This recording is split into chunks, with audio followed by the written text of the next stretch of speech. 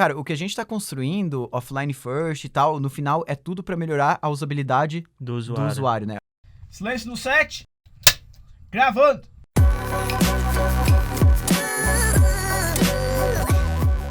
Fala, Dev, meu nome é Diego Fernandes. Eu sou o Carlos Levi. E eu sou o Hugo Duarte. E Diego, o que é Offline First? Offline first é basicamente uma aplicação... Tá, pera, tem dois conceitos, né? Pera aí. Tá. Offline first é quando tu constrói, é uma metodologia que tu constrói uma aplicação pensando que ela vai ser utilizada de modo offline, né? O offline first é quando tu desenvolve já pensando que o principal uso dela vai ser offline, ou tipo, não tem necessidade dela estar conectada à rede. E quando ela estiver conectada à rede, ela vai sincronizar os dados. É claro que hoje a gente tem a maioria do tempo ele conectado com a rede, mas o conceito offline first é a gente desenvolver uma aplicação pensando que ela não vai estar conectada a todo momento na internet. Então é basicamente essa é a definição mais literal, né? mais enxuta que eu poderia dar sobre o desenvolvimento offline first. Consegue citar pra gente algum aplicativo que trabalhe com essa dinâmica? Gmail. Show de bola. Acabou. Então, Aí eu matei, cara, foi a pergunta de podcast que eu matei mais rápido da minha vida. não, mas existem, cara, diversos. Aplicativo de WhatsApp. notas, geralmente é assim, né? WhatsApp, WhatsApp é é assim, tu manda mensagem, fica lá o símbolozinho do relógio lá dentro. Sim, pode Daí- fechar, pode desligar o celular, vai continuar enviando aquela mensagem. Então, Exatamente. E, Diego, assim, vale a pena que todo aplicativo seja offline first? Ou, por exemplo, eu tô em dúvida se é ou não, daí eu, já vou meter aqui um offline first. Assim, não, tipo, vale a com pena? certeza tem aplicativo que não vale a pena ser offline first. Por exemplo, faz sentido o Netflix ser offline first? faz. Não, calma. Mas é que ó, existem dois conceitos diferentes, né? Tipo, o Netflix, ele faz sentido a partir do momento da feature de baixar download, os isso. vídeos. Sim. Vou tentar reformular Tá. a pergunta. Faz sentido o YouTube, antes do YouTube Premium, que tu pode baixar os vídeos agora, ser offline first? Ah, não faz Não, sentido. porque o cara. principal core da aplicação é feito, é rodar online, né? Sim. Imagina, sei lá, se o Spotify não tem download de música, faz sentido offline first? Não faz, que ele vai fazer o quê no aplicativo sem internet? Se a funcionalidade principal é consumir alguma coisa da internet. Então tem aplicativo que não faz sentido. E tem aplicativos também que eles consomem muita banda. O próprio caso do YouTube. Então, aplicativos que consomem muita banda de internet, se você só deixar o cara utilizar com a internet, talvez ele esteja utilizando o 4G, ele não consiga utilizar o aplicativo. Então, nesse caso, não ser offline first, mas oferecer alguma alternativa para ele ser offline, também Sim. seja uma boa, né? Eu acho que sim, tem muito aplicativo que tem a possibilidade de ser offline first, mas cabe a gente também analisar, porque também existe muito aplicativo que não tem sentido. Se não tem nenhum tipo de conteúdo para o usuário consumir estando offline, não faz sentido ele ser offline first. E em casos como o Instagram e o Facebook, por exemplo, em que ele não consegue carregar novos posts, obviamente, mas ele consegue manter os posts antigos, e aí você ainda consegue dar like, comentar em posts que já mesmo assim, foram eu acho que carregados. isso não entra na prática offline first. Eu acho que assim, ele tem um funcionamento offline, mas dizer que ele é offline first, não é. Porque o aplicativo, ele não funciona offline. Tu abre o Instagram lá, ele tem 3 fotos. Tu vai pra baixo, daqui a pouco tem mais nada. Né? Tu consegue ali curtir 3 ou 4 fotos que tinha ali anteriormente. Sim. Tu consegue ver algumas mensagens antigas, mas nem muitos. Stories também, dificilmente, às vezes tu clica já não carrega mais. Sim. Então, assim, ele não é um offline first total. Ele tem algumas coisas que ele traz pro offline, mas eu acho que isso é muito mais voltado a melhorar a experiência do usuário. Pra quando o usuário voltar pra aplicação, já ter coisa ali, entendeu? Pra não ser dado fake ou aquela a tela de carregamento, é pra já ter alguma coisa ali pra dar a sensação de ele já tá usando a aplicação. Então eu acho que nesse sentido, eles criaram esse funcionamento offline pra questão de experiência do usuário, mas não pra questão de funcionalidade da Não aplicação. questão de usabilidade em si. Eu acho que, assim, até por experiência própria, tem alguns aplicativos que, na verdade, ele nem pode ser offline, não pode funcionar nada. Por exemplo, eu desenvolvi um aplicativo para um banco. E daí, tipo, cara, se você não tem internet ou até mesmo você acessando, se, tipo, tu passa 10 minutos sem ter nenhuma interação, tu tem que ser deslogado. Isso acontece muito. Daí já tem um extremo, que é, por exemplo, do Nubank, né? Que, tipo, tu continua logado, tu consegue ver teu saldo, né? Tu consegue ver tudo. E, tipo, tem esses extremos. Sim, cada aplicação ela é específica e cabe o desenvolvedor na hora ali, na hora de definir os requisitos da aplicação, entender se vai ser uma aplicação offline first ou não, né? Então não vale a pena para todos os casos, para todos os aplicativos. Não, tem grande Pô. parte dos aplicativos que não tem necessidade. Pô, massa. Mas você vê alguma vantagem em você utilizar de alguma alternativa offline first? É claro, a usabilidade da aplicação, né? Então, Cara, assim, como a gente já falou diversas vezes em outros episódios, a gente tá falando de interface. No momento que a gente fala de interface, a gente tá falando de como o usuário vai interagir com aquela interface. E o usuário interagindo é totalmente usabilidade. Então, eu acho que o Offline First ele tem dois principais benefícios, vamos dizer assim. A usabilidade, né? Porque a gente consegue trabalhar com algumas coisas dentro do offline que é muito legal. Por exemplo, interface otimista. Interface otimista é basicamente, por exemplo, o Instagram. Quando tu dá like numa foto, vamos usar o que o pessoal tá mais acostumado, o WhatsApp. O WhatsApp, tu envia uma mensagem, ele já aparece a mensagem no chat. Mesmo ela não tendo realmente sido enviada para o servidor. Sim. Isso se chama interface otimista. Basicamente, você dá o efeito que vai acontecer realmente final na interface, sem aquilo realmente ter chego no servidor e ter finalizado a ação. O Instagram também, se tu comenta uma publicação, aquela publicação vai automaticamente para a lista de comentários da publicação, na tua aplicação. Mas para os outros, talvez ela nem chegou ainda. Sim. Então, esse conceito de interface otimista é muito massa para usabilidade, porque dá uma sensação que a aplicação é muito rápida, né? Por mais que, sei lá, às vezes o comentário ela pode fazer uma requisição 5 segundos depois e mandar o comentário para o servidor. Para a pessoa que comentou, isso não muda nada. Para ela foi extremamente rápido. Então, a gente consegue trabalhar com algumas dessas coisas assim, que eu acho muito legal. E a questão do offline first também, claro, o funcionamento offline, né? Então, tipo, tô com a internet lenta, não tô com a internet, às vezes eu nem percebo. Acesso meu e-mail, busco nos e-mails e tal. Por isso que a gente tem vários bancos de dados para trabalhar com isso e tudo mais. Então, a gente consegue ter esse funcionamento. Sim, e até a questão da retenção do usuário. Você consegue fazer o usuário ficar no seu aplicativo por mais tempo. Quem utiliza muito isso é o YouTube. Então, o cara pode estar sem internet e conseguir baixar 20 vídeos lá e conseguir assistir todos. Então, é um tempo de retenção maior para o YouTube. Você consegue fazer o seu usuário usar mais aquele aplicativo, né? E tu enxerga alguma desvantagem? Assim, até talvez principalmente pro desenvolvedor, porque a gente já viu que você já falou que como vantagem seria a experiência do usuário. Então, creio que pro usuário, assim, isso não impacta tanto. Pro desenvolvedor é a mesma desvantagem de incluir qualquer outra tecnologia dentro da aplicação. É a desvantagem da regra de negócio, da arquitetura, ela ficar um pouco mais complicada. Claro que existem ferramentas que ajudam muito a gente conseguir utilizar offline first dentro, sei lá, do React Native, por exemplo. Se eu usar lá o GraphQL da vida, o Relay, ele já tem o Relay offline, por exemplo, que daí tu consegue simplesmente, com pouco código, fazer algumas coisas funcionarem offline. Se tu tá utilizando o Redux na tua aplicação, tu tem lá o Redux Offline Queue lá para conseguir criar filas de ações para serem executadas offline. Então, assim, cada arquitetura que tu vai estar utilizando, existem ferramentas para te auxiliar, mas elas não vão fazer todo o trabalho. Né? Elas não vão, por exemplo, sei lá, tu tem uma lista que nem o Gmail. Gmail, se tu tiver 5.000 e-mails dentro da tua plataforma, onde é que tu vai armazenar isso? Essa ferramenta, ela não vai determinar para ti. Ela tem integrações e tudo mais, tu vai ter que utilizar bancos offline e vai ter que criar essa configuração. Então, assim, claro, existe um trabalho a mais para ser feito. Mas o legal é de que quando a gente parte do princípio de fazer uma aplicação offline first e começar desde o início da aplicação já pensando nisso, clareia muito mais. Porque na hora que a gente vai desenvolver a feature, a gente já vai pensando, primeiro eu vou tentar buscar do offline, se não existir eu vou tentar consumir da internet, se isso aqui ele não tiver online vai ter que funcionar dessa forma. Por exemplo, tem ações que, por exemplo, não podem executar se o usuário está offline, nem para ficar para executar depois. Por exemplo, comentário do Instagram não tem problema, mas vamos supor no app do Rocket City Experience. Vamos supor que eu deixo o cara se inscrever no workshop offline, e aí quando eles conectam na internet, realmente faz a inscrição. Tá, e se não tiver mais vaga? Né? Então tem ações que não tem como executar. Um saque em um aplicativo bancário, por exemplo. Tem coisa que não dá para executar offline, assim, depende de informações em tempo real. Então, assim, essas coisas a gente tem que, claro, por isso que é um processo de desenvolvimento, o offline first. Não, e por isso que também depois pegar uma aplicação que já está muito pronta, muito bem formatada e incluir isso é mais difícil do que começar do zero, com certeza. E com essa nova usabilidade, digamos assim, dos usuários, todo mundo tem internet, todo mundo tem Wi-Fi em todos os cantos. O offline first vai perder espaço? Não porque a usabilidade ela continua fazendo muito sentido. É que nem eu falei ali do Instagram. O Instagram, por exemplo, ele guarda quais foram os últimos stories, as mensagens, os últimos posts que tu teve, ali os curtirs, comentários. Então tu abre o Instagram, tu já tem informação na tela muito rápido, né? Mesmo que tu não tenha informações completas do feed e tudo mais, mas tu já tá com a sensação que tu tá utilizando o app.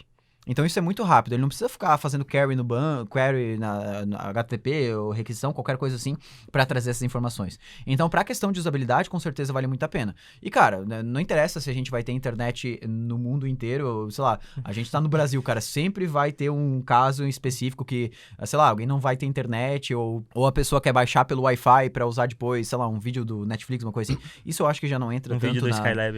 É um vídeo do Skylab e por aí vai. Então, assim, tem muita coisa que...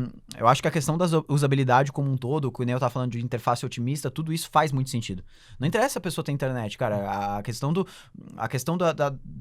das funcionalidades como um todo do offline first vão muito além de só armazenar coisas em offline. Né? É principalmente experiência do usuário. É toda a usabilidade, né? A questão que a gente fala muito, que é UX, né? Uhum. Então, envolve tudo que o usuário vai sentir quando ele estiver usando o seu aplicativo. Então, talvez se você, utilizando de uma técnica de offline first, consegue diminuir a demora da splash screen, consegue fazer o usuário perceber o seu aplicativo como, cara, que aplicativo rápido. Uhum.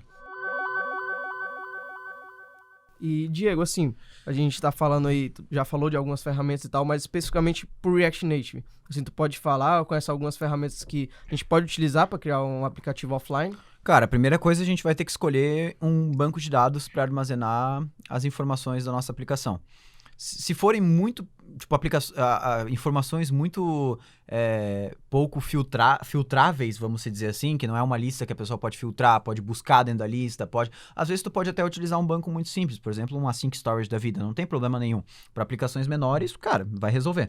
Agora, conforme a tua aplicação vai crescendo e tu vai tendo informações que são estruturadas, que vão ter relacionamentos, que vão ter, que tu vai filtrar, que tu vai ter que fazer query em cima, então conforme isso vai crescendo, tu vai precisar de um banco de dados um pouco mais adaptado para isso. E hoje eu acho que existem duas opções no mercado que são as mais famosas, que é o Realm. O Realm é um banco de dados muito legal. E tem uma outra que cresceu assim de uma forma muito rápida, que é o Watermelon DB.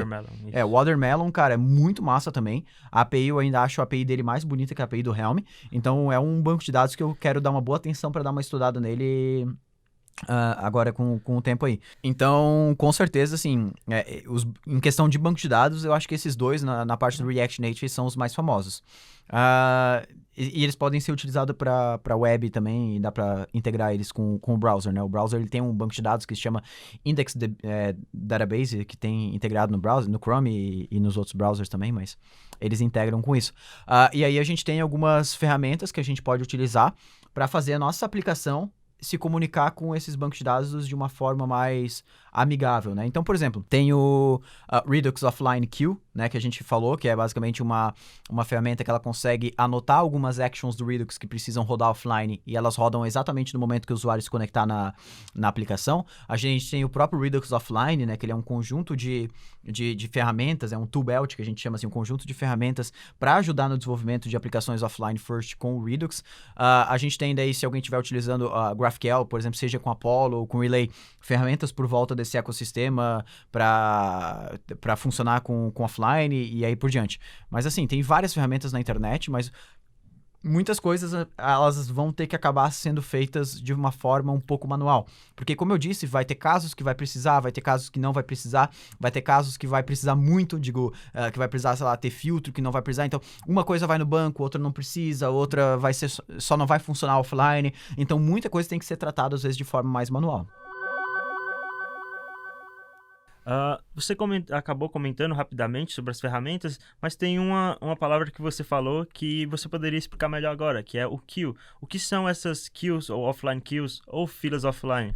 Legal. Então, assim, quando a gente usa uma aplicação, tem uma série de ações que a gente realiza dentro dela. A partir do momento que a gente está offline, o que deveria acontecer com essas ações, vamos dizer, com as chamadas HTTP que aconteceriam na nossa aplicação? Não só chamadas HTTP, com o restante dos efeitos colaterais que deveriam acontecer depois daquilo finalizar. Então, imagina assim, a gente entrou hoje no Gmail, e aí eu fui lá, eu excluí um e-mail, pensa que eu tô offline, modo avião. Eu excluí um e-mail, aí eu fui em outro e-mail, respondi, fui em outro e-mail e arquivei. Então, eu tenho uma fila, né, uma queue de ações que eu realizei. Essas ações, elas são basicamente armazenadas em formato de fila, né? Então, cada uma delas é executada a partir do momento que eu fico online. Então, eu fico online, a gente tem um Event Listener global, seja para web ou para React Native, que a gente consegue ouvir a informação do usuário estar online, inclusive pegar a conectividade dele. Se é 3G, se é Wi-Fi. Então, às vezes, se ele tá via Wi-Fi, a gente quer executar alguma coisa, por exemplo, Spotify. Tu pode selecionar se tu só quer fazer download das músicas quando ele tiver no Wi-Fi, no 3G não. Então, a gente consegue fazer essas configurações sem problemas nenhum. É o NetInfo, né? O NetInfo no React Native e no browser a gente tem também essa informação sem problemas nenhum. E aí, realmente, é isso que é a queue, basicamente. A gente tem uma fila de ações que deveriam executar assim que o usuário ficasse online. E seguir a ordem também, né? Porque, por exemplo, eu quero responder um e-mail e depois apagar, se ele executar essa fila de forma errada... Por isso que é fila, né? Não é uma pilha, é fila total. Por isso que é FIFO, né? Que o pessoal fala. First in, first out, né? Primeiro a entrar, primeiro a sair. Então, com certeza, basicamente é esse comportamento que a gente tem para funcionar realmente essa parte offline no aplicativo. Até por experiência, eu já utilizei o Redux Offline, é um projeto, e assim, é muito massa o jeito que a gente pode lidar e tal com as filas. Porque, por exemplo, a gente pode, como tu falou, ele vai fazer uma ação, aquilo vai gerar um side effect, né? Uhum. E, tipo, ele também dá uma opção de tu colocar, sei lá, um rollback. Sim, então, tipo, isso quando é muito massa, voltar, tu, tipo, isso aqui que eu deveria ter sido feito, eu tenho que desfazer ou fazer alguma outra coisa, né? Isso é muito massa, porque assim, tu pensa, quando a gente fala de interface otimista e tudo mais, tu pensa assim, vamos supor que eu vou lá, posto um comentário no Instagram, offline. Ou no WhatsApp, o WhatsApp tem isso muito bem. Tu pega, sabe quando o WhatsApp ele cai ou ele tem algumas instabilidades que a mensagem fica com um pontinho de exclamação vermelho do lado que ele não consegue enviar? Eu acho que esse seria o rollback, basicamente. Por quê? Esse é o rollback, na verdade. Basicamente, o que acontece? Tu tá offline, manda mensagem, ele vai lá, no momento que tu ficar online, ele vai tentar enviar. E se acontecer alguma falha nesse envio pro servidor dessa informação?